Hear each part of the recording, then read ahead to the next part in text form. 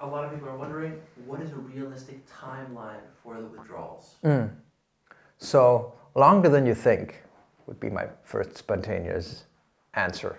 And then it's individual, obviously, from person to person and from drug to drug and from reduction to reduction. So it all comes down to the size of the dose reduction, bringing us back to the very purpose of doing a gradual, slow hyperbolic reduction, is for the body to not even react with long-lasting withdrawal symptoms. So, but if the question is like, what is a realistic timeline for withdrawal symptoms if you taper incorrectly, that could be years, months to years. For some people, it lasts years.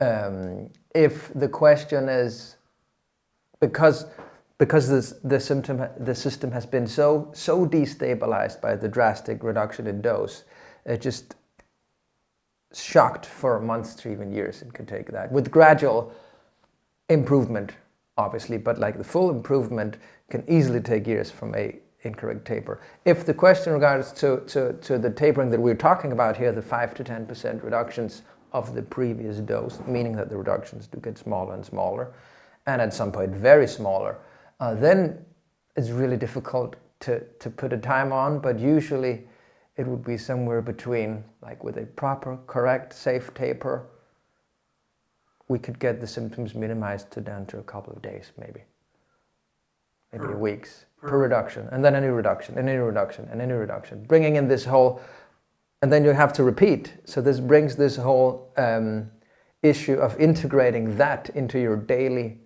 life, into your calendar. Like the challenge becomes integrating so many periods of symptoms into whatever else you're doing without it forcing you to pause your life. But yeah, it's definitely like once we're counting beats or dissolving it in water, like we are able to make very, very tiny small dose reductions.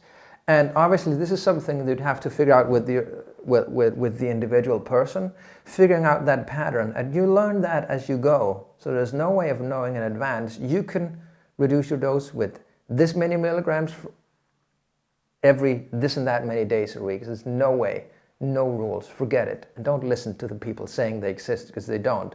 But there's an individual pattern that you'll discover as you go. So there'll usually be a pattern in what the symptoms are, and their onset, like how many days after the dose reduction do they occur, and how long do they last. And once you know that, you can start navigating after it. So that's why the question of the duration is a bit more complicated, because it may also vary as you go down. What kind of timeline can one expect when you drop to zero?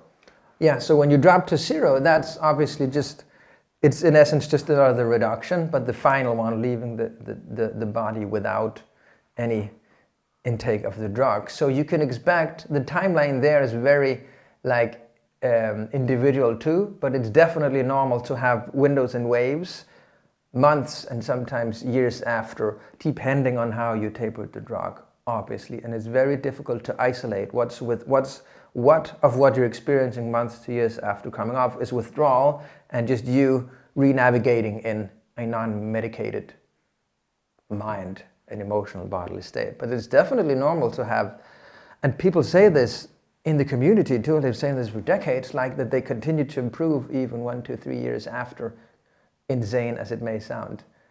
So we know this from people who've been through it, that's definitely a thing with gradual improvement. But think of it as a good thing. Like instead of thinking how long will this take when I come off to fully heal, think of it that it's a gift that will continue to give even years after, usually.